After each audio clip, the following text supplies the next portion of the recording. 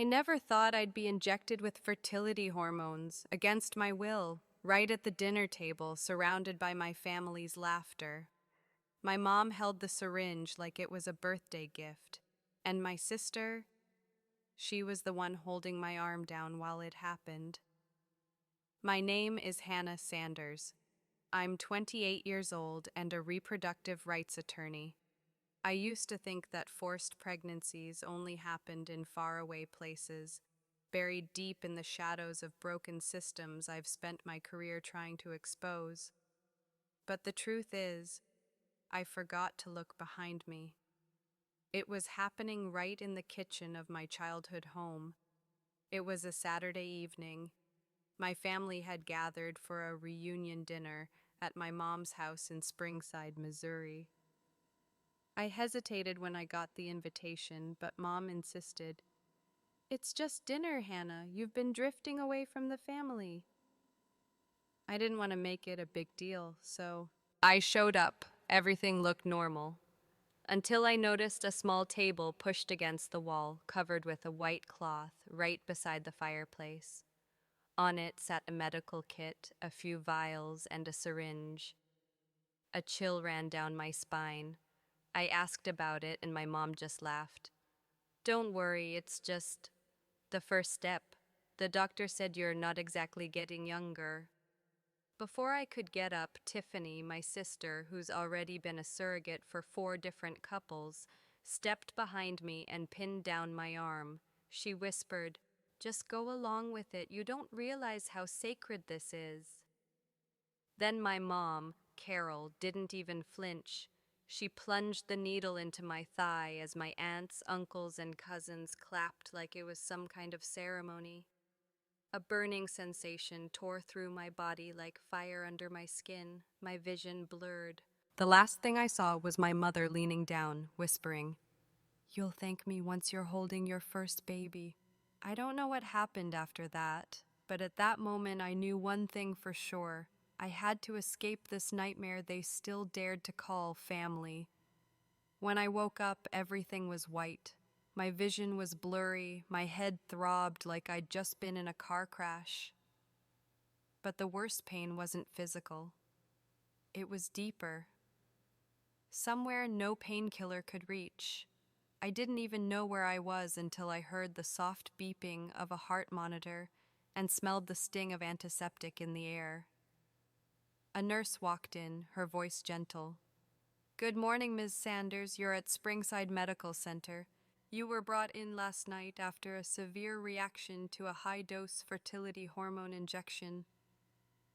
I don't remember if I cried or went completely numb, but I knew one thing clear as day. My mother had just crossed a line there was no coming back from. I thought about what led up to that moment. It wasn't sudden. It was 20 years in the making, wrapped in something they proudly called family tradition. In Springside, a tiny town in the heart of Missouri, women aren't valued for their degrees or careers. They're judged by the number of children they bear. Wedding photos are never hung alone. They're followed by maternity shots, newborn portraits, 1-month milestones, first birthdays, second, third. The more kids you have, the more respect you get. And surrogate mothers, like my sister Tiffany, are treated like saints. There's even an honorary wall at the local church carved with their names under a plaque that reads, "Women who offered their bodies to give the gift of life." I used to think it was just a strange little tradition, but no, it's a system, structured, reinforced, celebrated, and yes, enforced. Back in high school, my mom made Tiffany and me wear pregnancy simulation bellies the entire summer. She called it compassion training. Every morning we'd carry around crying baby dolls, write in motherhood journals, and watch childbirth videos like it was a required class. If I complained about back pain, Mom would add more sand to the belly, sneering, "Real women don't whine. Motherhood is duty, not a choice." Tiffany loved it. She'd cradle her fake belly, sing lullabies to the doll, and give it names like Miracle or Hope.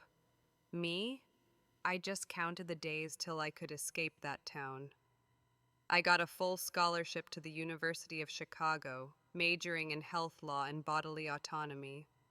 I barely spoke to my mother after that. Came home only for Thanksgiving, but every visit she found a way to bring up babies.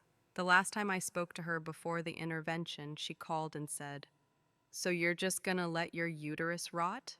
Grow old and die alone in some tiny cold city apartment?" I thought that was the cruelest thing she'd ever said, until yesterday, when she stabbed a syringe into my leg like I was livestock scheduled for breeding. I honestly thought Tiffany would step in, that she'd stop it, but she didn't. She stood with my mother. She even said, "You don't get it, Hannah. This is the best thing that could happen to you. Think about all the couples praying for an angel like you." I turned my face away. I couldn't believe what I was hearing. But deep down, I knew they meant every word. This entire town, this entire family. They've convinced themselves that women don't deserve choices. We're tools. And anyone who dares resist will be fixed. I never thought I'd become a stranger in my own family, but waking up in that hospital bed with fertility hormones still coursing through my veins, I understood one thing with painful clarity. I couldn't trust any of them anymore, not even my sister. Tiffany used to be the one I trusted most. When I was little, she held me through every nightmare. She was the first to teach me how to shave my legs, the first to sneak me lipstick when Mom said I was too young. But somehow the sister I knew had vanished, replaced by someone programmed to bear children and serve a so-called sacred duty. Tiffany had her first surrogate pregnancy at 19 for an infertile couple from our church. The whole town threw a celebration like she'd just gotten into an Ivy League school. Mom cried tears of pride. I didn't go to the party. I was in the middle of midterms for law school. When I texted her congratulations, she replied with just one photo, her swollen belly painted with the words, "A gift of life." By the time she was 24, Tiffany had carried 4 babies for other families.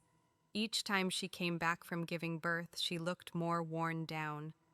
I remember once she bent over to pick up a toy and her hands trembled. When I asked, she smiled and said, "Don't worry. The baby's healthy. That's all that matters." The last time I came home, she was pregnant with her 5th. She sat on our worn-out sofa, cradling her belly. Mom was massaging her feet, proudly telling neighbors that Tiffany was the pride of a new generation of women. No one mentioned the emergency surgery after her last delivery. No one talked about the patches of hair falling from her scalp. I tried to pull her out of that cycle. I sent her links about the long-term health risks of excessive surrogacy. I connected her with a therapist in Chicago, but she brushed it off, eyes red and glassy. You know what, Hannah? I've never felt useful until someone needed my uterus. I wanted to scream. I wanted to shake her until she snapped out of it, but I couldn't, because in Tiffany's eyes, I didn't see pain. I saw conviction. She wasn't being held hostage. She chose this, because from the time she was a little girl, she was taught that this function, was the only thing that made her worthy. I left that house with a crack in my heart. I knew I couldn't save Tiffany, but I could protect myself and anyone else who could still be saved. So I started planning my counterattack. I pretended to stay quiet, pretended to comply. I wore baggy sweaters so Mom would think I was coming around. I even let her send me brochures from that clinic. But at night, I dug. I traced the names of doctors, cross-checked clinics, locations, unexplained procedures. And then I uncovered something horrifying. The clinic my mom worked with wasn't just about surrogacy. It was a link in a statewide network exploiting women's bodies. And me? If I didn't act fast, I'd be the next name on their list, their premium egg source. I thought I was ready. I've stood in courtrooms against people who manipulated reproductive rights. I've helped women escape forced surrogacy programs, but nothing, absolutely nothing, prepared me for what my own family was about to do to me. My mom called on a Wednesday afternoon, her voice light and cheerful. "Are you coming home this weekend, Hannah? We're throwing a celebration. Tiffany's pregnant with baby number 6. I hesitated. Honestly, I was going to say no. But something in me needed to face it. I had to see how far they'd taken this. I needed to witness the system they were building, and more than anything, I needed evidence. If anything happened again, I wanted a record, a clear one. I brought a phone preloaded with a recording app. I told a colleague at the firm to check in if they didn't hear from me in 24 hours. I even left a letter on my desk, just in case I didn't come back. The party was at my mother's house, that old wooden cabin on the edge of Springside. When I walked in, everything looked normal. Pale pink balloons, a congrats baby number 6 banner, a white tablecloth draped over the dining table, and a cake shaped like a uterus, decorated with tiny fondant flowers. I've seen weird things, but that cake made my blood run cold. Everyone turned to look at me like I was the guest of honor. My aunt wrapped her arms around me. "You're here. Your mom will be so happy. We've all been waiting for you." I asked where Tiffany was. They said she was resting in the guest room, but then my mother walked out of the kitchen, holding a metal tray. On it, a syringe, hormone vials, a neatly stacked folder. I froze. "We're going to do this gently, Hannah," she said, like she was offering me dessert. "You don't have to carry a child right away. Just start. Just prepare your body so you'll have the option when the time feels right." I stepped back, hand tightening around my phone in my pocket. "Are you out of your mind? This is my body. And I'm helping you reconnect with the most sacred part of yourself." That's when Tiffany came out from the living room, her hand resting on her belly, eyes distant, almost dreamy. You won't understand yet. But once you feel a life growing inside you, everything will change. Then, everything happened too fast. My aunt dimmed the living room lights. 2 cousins locked the front door. A man I didn't recognize stepped out from the shadows, wearing a white coat and a name badge. Dr. Leo Simmons, New Dawn Fertility Center. And I understood. This wasn't a party. This was a ritual, planned, staged. Mom handed me a piece of paper. I skimmed it. A voluntary early fertility treatment consent form. It already had my signature, forged, flawlessly. A nurse beside her nodded. "You signed this 3 months ago. This is just the first injection." I screamed, "No one touches me!" But they were already surrounding me. Tiffany grabbed my left arm, my aunt took my right, and my mother leaned in, whispering like it was a prayer. "You'll see, Hannah. One day, you'll thank me." I struggled, but it was no use. Then, the needle pierced my skin. Ice-cold liquid flooded my veins. I screamed. It felt like my body was on fire from the inside out. And just before I blacked out, I heard my mother's voice, calmly on the phone. "Yes, we've begun the treatment. She'll be ready for egg harvesting in 2 weeks." When I woke up, again, I wasn't in my mother's cabin anymore. Cold white lights glared straight into my eyes. That sharp, clinical smell of antiseptic hit me, stronger this time, more invasive. I was in an ICU room, an IV in my left arm, a heart monitor strapped to my right. A nurse walked in, mid-40s, petite frame, curly hair, eyes red with exhaustion. "Miss Sanders, I'm Nurse Linda. You're awake. You went into anaphylactic shock from a high-dose hormone injection." I swallowed hard. My throat was sandpaper. My voice cracked. Who who brought me here?" She hesitated, then slowly. "Your mother, but—" She looked around the room. "We separated her from you immediately after." I tried to sit up, but a sharp pain shot through my lower abdomen and knocked me back. Nurse Linda gently pressed my shoulder down. "You're experiencing ovarian hyperstimulation syndrome. If you hadn't gotten here in time, you could have lost your fertility permanently." I closed my eyes. My entire body ached, but stronger than the pain was rage. My mother had nearly killed me, just to keep my uterus intact, for her purpose. When I opened my eyes, Linda was still there, still watching me. Then she lowered her voice to a whisper. "I probably shouldn't say this, but this isn't the first time." I stared at her, stunned. "I've worked in Springside for over 12 years, she said quietly, and in the last 3, at least 7 young women have come in with similar symptoms. Hormone reactions, no memory of consent forms, unconscious, some from nearby towns, some from across the state. But they all had one thing in common." She hesitated. I whispered, "New Dawn Fertility Clinic?" She nodded. I felt cold. My head spun. My heart pounded. Everything I feared, everything I suspected, had just been confirmed. A few minutes later, a man in plain clothes knocked on the door. He stepped in and introduced himself. "Detective Ramirez, Domestic Violence Task Force. Nurse Linda called us when you were brought in." He sat beside my bed and pulled out a recorder. "What happened to you could qualify as medical coercion and organized assault," he said, then paused. "But we think this is just the tip of something much bigger." I nodded, weak but resolute.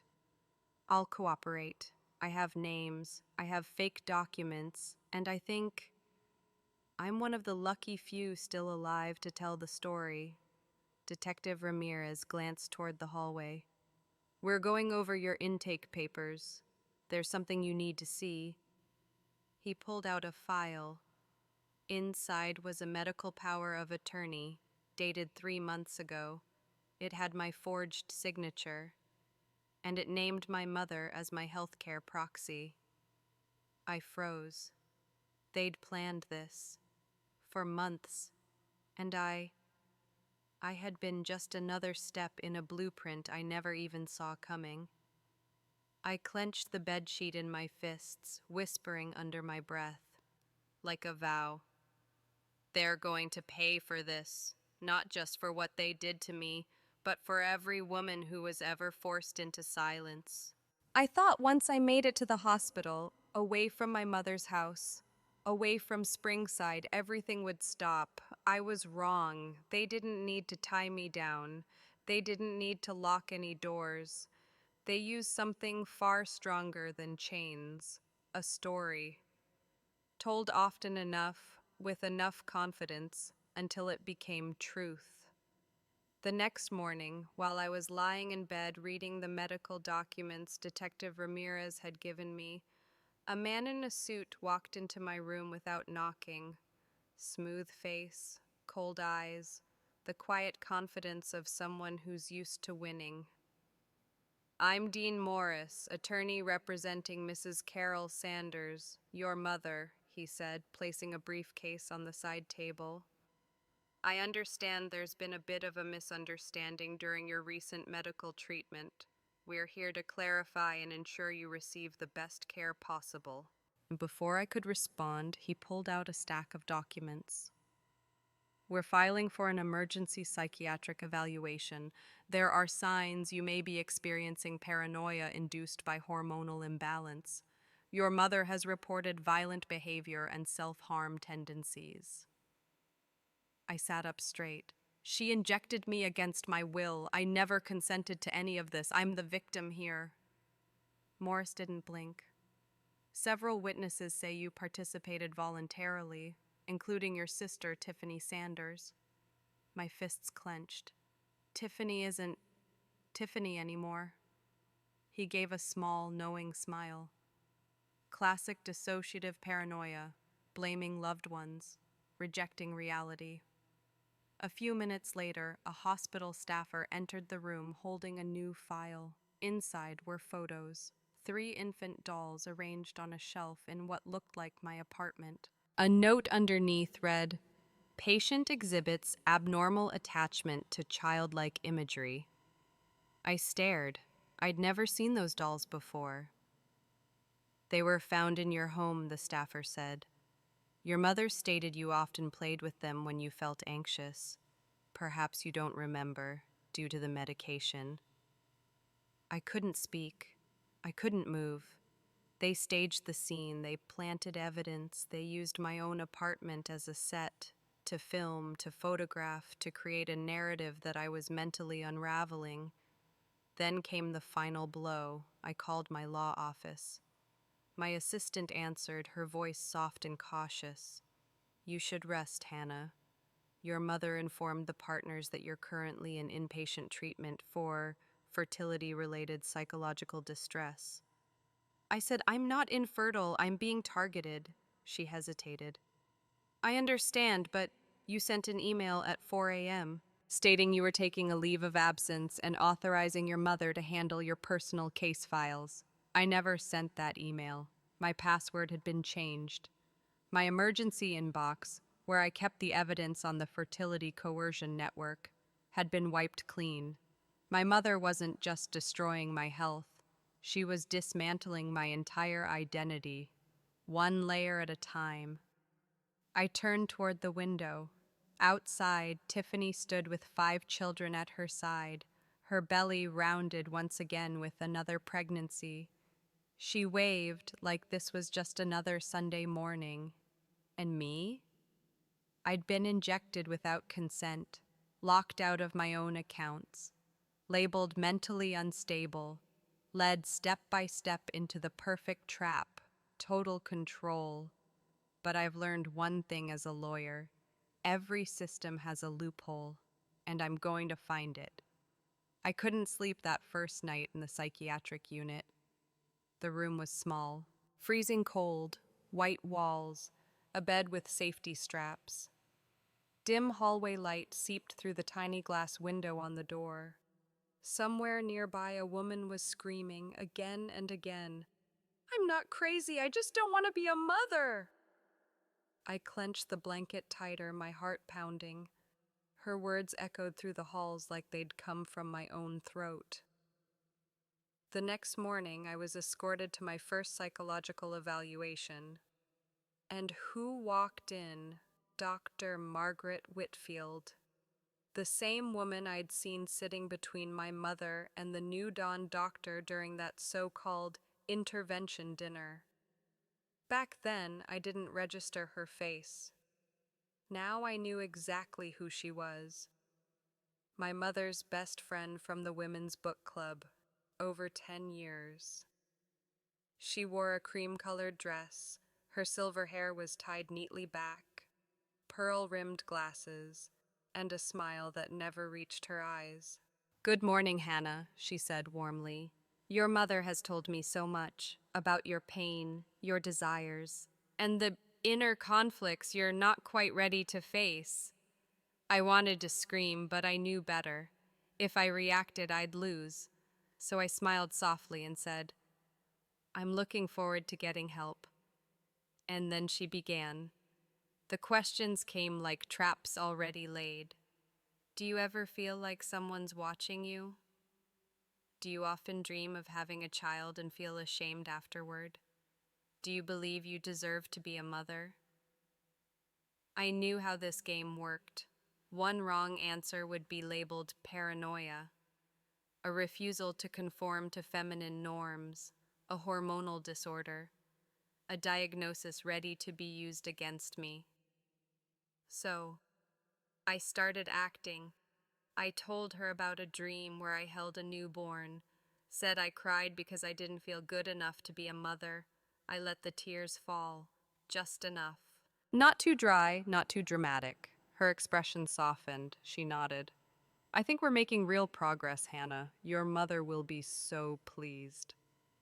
That sentence made me want to throw up, but I nodded, like a good little doll. On the way back to my room, I passed a group of nurses whispering, "That's the lawyer, right? The one her mom injected with hormones? So sad. I heard she thinks people are spying on her." The narrative had spread. Every hallway, every chart, every whispered shift report. That night, I found a folded slip of paper tucked beneath my dinner tray. Messy handwriting. One line. Don't swallow the meds. Switch doses with your neighbor. Play along. Someone's watching from the outside. No signature. Just a small owl symbol. The same one I'd seen dangling from Nurse Linda's keychain. I tucked the note into my sock, my pulse racing. I wasn't alone. I knew I couldn't escape this place by force, but I had something they didn't: knowledge, a flawless memory, and the ability to act like I'd finally embraced my divine maternal calling. So I started studying. I learned to speak like Tiffany, to smile like my mother, to gently rub a fake belly like a woman bonding with her little angel. Every word I said in therapy was a lie, but each lie opened a door out of this place, a door back to my life, and most importantly, a door into the core of this rotten system so I could tear it down from the inside. After nearly a week of playing the obedient little doll, I started to notice something in Dr. Whitfield's smile. Trust. Real trust. "Your progress is remarkable," she said, tapping her clipboard lightly. "Your mother cried when she heard you say you wanted to hold a child of your own someday." I swallowed the nausea. "I think it's time I allow myself to be happy," I whispered, voice trembling just enough, eyes just glossy enough. I had memorized exactly what they needed to hear, and I gave them all of it. The result? An emergency internal meeting. Official conclusion: Hannah Sanders is responding well to treatment. She exhibits full awareness of her feminine role. That afternoon, Dr. Whitfield returned to my room holding a single sheet of paper. "We're approving your early release," she smiled. "Of course, you'll continue outpatient therapy and—" her smile sharpened. "Begin preparations for egg donation at New Dawn." I nodded like I was overjoyed, but in my mind, the plan had already begun. They released me at 9 a.m., just hours before a court hearing, the one where my mother would argue for permanent medical guardianship over me. She had no idea I had secretly emailed one of the few people who still believed me, Attorney Claire Walton, a specialist in wrongful conservatorship and medical coercion. When my mother picked me up, holding a bouquet and a bottle of prenatal vitamins, I forced a grateful smile. "Mom, I want to stop home first. Take a shower, get dressed. I want today to be perfect." She nodded, no suspicion. She thought I had surrendered.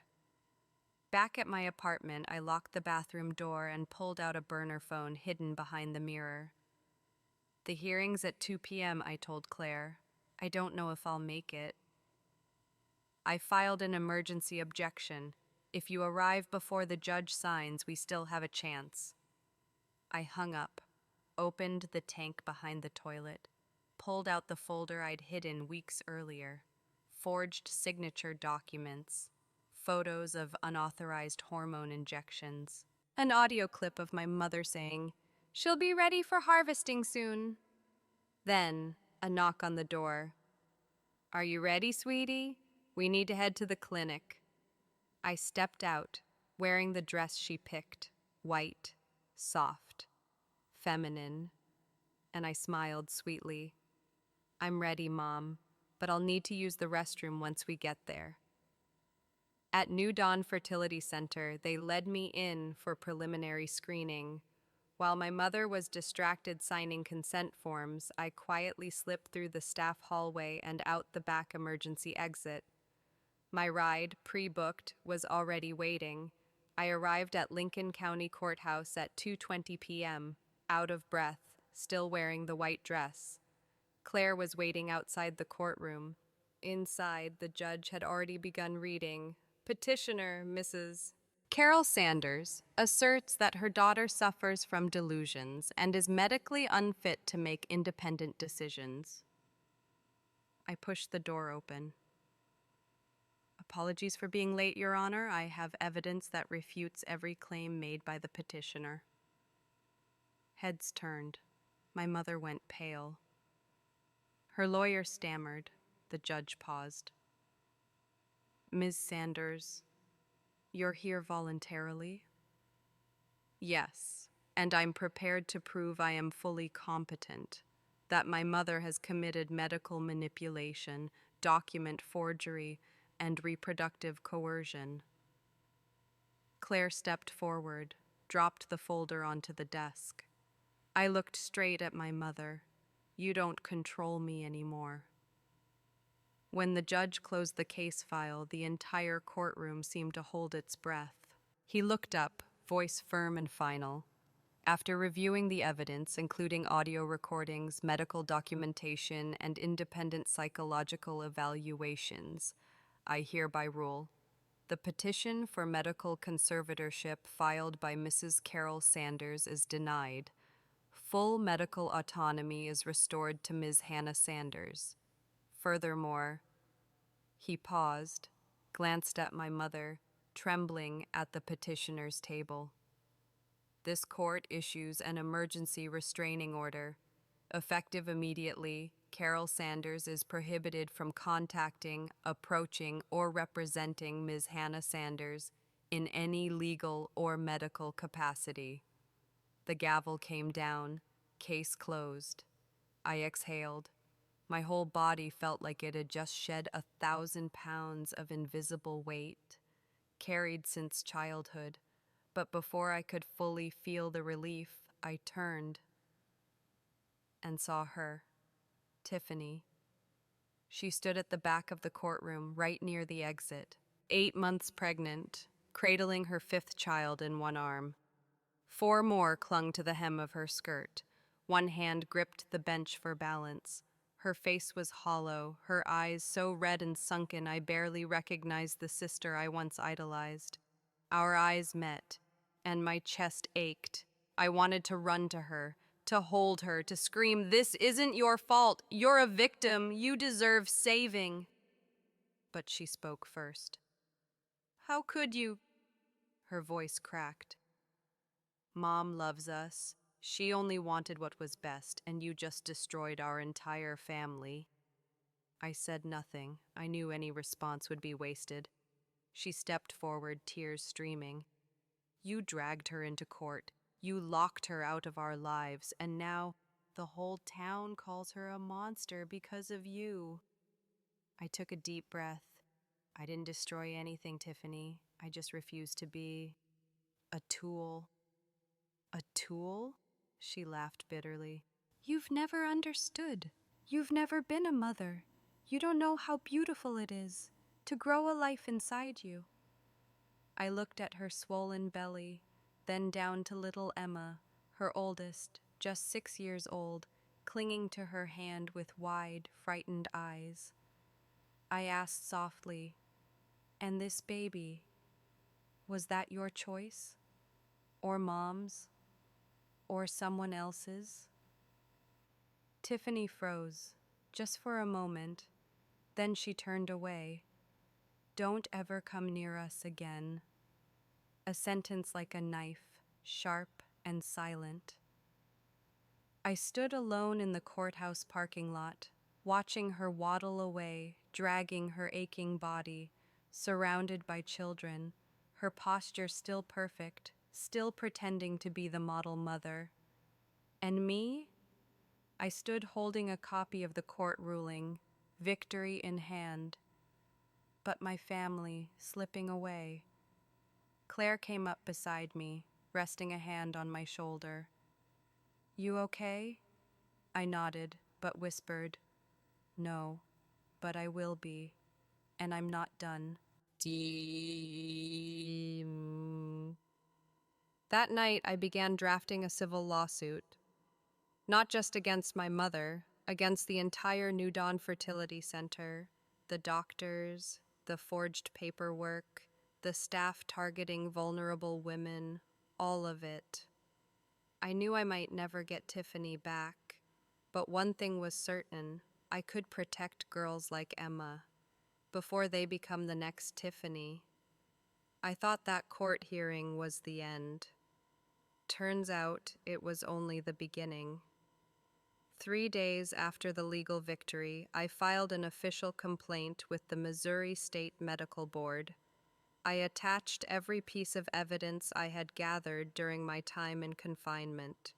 The list included photos of the forged medical power of attorney, copies of consent forms with duplicated signatures, a voice recording of my mother saying, "She'll be ready for harvesting in 2 weeks," flyers from New Dawn Fertility Center offering egg donation opportunities, sent to me while I was still locked in a psychiatric unit. The board launched a formal investigation just 48 hours after receiving my file. And from there, the storm broke. The name New Dawn Fertility Center first surfaced in small-town papers, short blurbs, buried on page 9. But after an interview I did with an independent news outlet, everything exploded. The deeper they dug, the more survivors came forward. Women from nearby towns who had gone in just for hormone counseling, only to lose control over their reproductive systems. Some were injected with unnamed substances. Others were teens, brought in by their mothers for so-called premarital health screenings.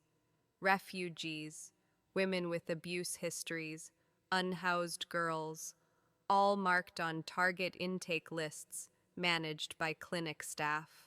Then I saw it, Carol Sanders, my mother's name, on a list of staff with access to that data.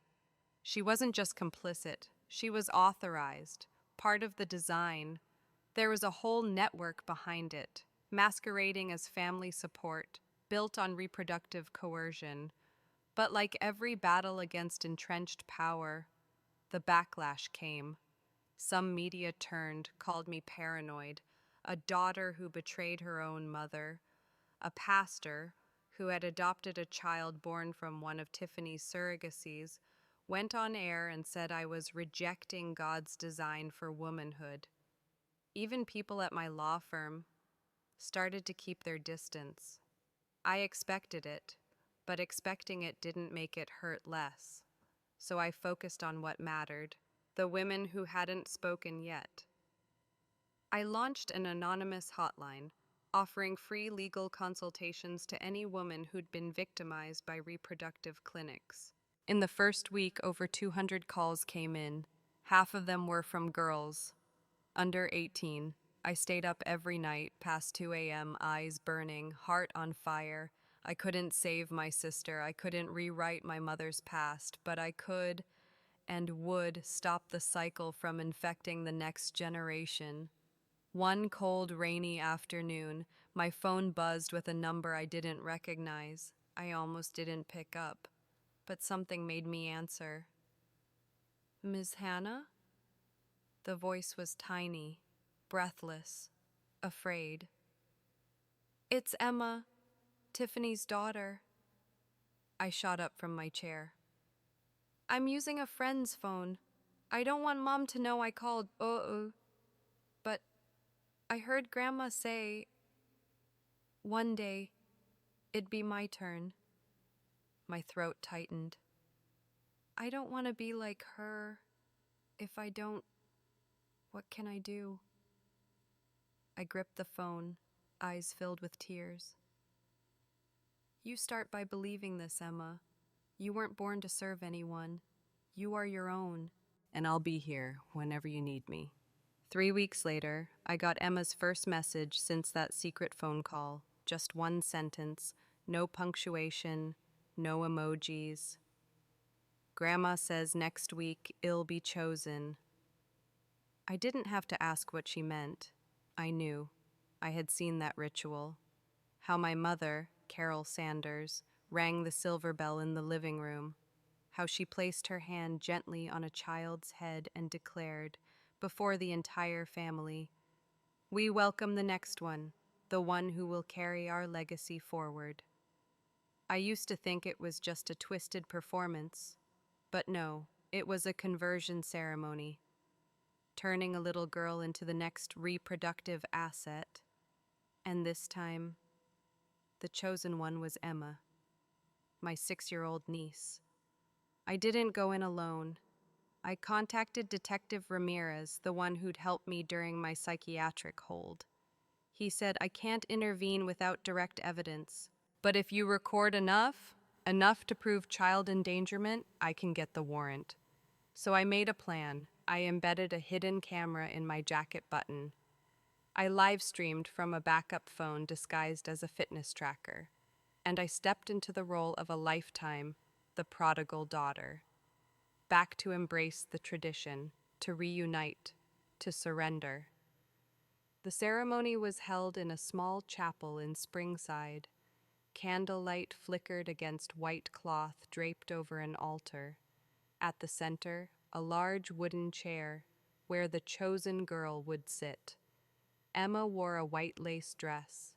Her hair was pinned up neatly. A teardrop-shaped pendant hung from her neck, the symbol of female virtue. I entered. Everyone turned to look. My mother smiled. "You came. I knew you wouldn't disappoint me." I nodded and walked to Emma. I knelt down beside her. "Are you okay?" I whispered. She nodded slightly, eyes glistening. "You really came." Then the ritual began. My mother rang the bell. My aunt read from a printed blessing. Tiffany, exhausted, 8 months pregnant, stood in the back, one hand bracing her lower back, the other clutching her stomach. "Today," my mother announced, "we welcome the next generation, a strong daughter, a gift from God, a vessel of life." She turned toward Emma. "Are you ready to follow in our footsteps?" I raised my hand. "No." The room froze. I stepped forward. My eyes locked onto the camera, still streaming live across 3 social platforms. "My name is Hannah Sanders. This is my family. This is my town. And this is how they choose little girls and train them to become reproductive tools." I pulled up my sleeve, revealing the scar from the forced hormone injection. I read aloud. The doctor's name, the clinic address, the medical record number forged in my name. I pointed to Emma. "This little girl is their next target. She's 6 years old, and they plan to inject her within the next 2 years, as soon as she hits puberty." "Shut it down!" my mother screamed. "Turn off the live stream, now!" I stepped back. The phone kept rolling. To anyone watching, save this video, share it. This is living proof of a reproductive trafficking ring disguised as family tradition. And it's not just happening in Springside. Tiffany lunged toward me, grabbing my arm. "Stop! You don't know what I've sacrificed to keep everything in order." I looked at her, tears in my eyes. "It's because you've sacrificed that I can't stay silent anymore." Then the sirens, blaring through the stained glass windows. FBI, state police, child welfare agents, children were carried out, placed into ambulances and protective custody. Emma clutched my hand tightly. 2 caseworkers approached. I bent down, whispered in her ear, "You're free now." 3 months after that live stream, I was officially granted temporary legal guardianship of Emma, while Tiffany recovered from an emergency premature delivery in intensive care. Carol Sanders, my mother, is now awaiting trial on federal charges, medical fraud, abuse of guardianship, and participation in a system of reproductive coercion. I rented a small apartment just outside Kansas City, 4 bedrooms, a tiny kitchen, and most importantly, a door I can lock at night, a door that means no one will ever touch my body or anyone I love without consent. Emma has her own room. She picked out purple wallpaper, hung a picture of the sun, and wrote this on her door in colored pencil: "I am not a vessel, I am me." Every morning I burn the toast just a little. Emma says she likes the smell. I drive her to school, take her to therapy, help her with homework. No one says the word mother, duty, or womb. Here, Emma doesn't have to become anything except herself. I started therapy too, real therapy. No more performing grief over a missing maternal instinct. Just me, learning how to breathe again, how to feel safe, how to stop apologizing for choosing differently. I rewrote the entire story, filed it as a formal report to the U.S. Department of Health and the Women's Rights Coalition. I didn't know if anyone would read it, but someone did. A girl from Maine called me after watching the video. "I almost signed up to be a surrogate," she said, "because my mom told me it was how I show gratitude. Then I saw your video, and I realized I have the right to say no. I've lost a lot. A family, a sister, pieces of my youth, but I've reclaimed just as much, a life, a truth, a voice, and Emma. She now knows how to say no, how to name her feelings, how to breathe when someone tries to tell her that motherhood is destiny." One night, just before bed, Emma sat up and asked me, "If I grow up and don't want kids, does that make me a bad person?" I smiled, stroked her hair, and answered, "You will never be a bad person for living true to who you are." Some cycles are meant to be broken. Some traditions deserve to be buried, and some families are built on love that isn't conditional, that isn't tied to a uterus, that doesn't require pain to be called good. I wasn't born to be someone's shadow, or a cage for the next generation to be locked inside. I am Hannah Sanders, and I chose freedom.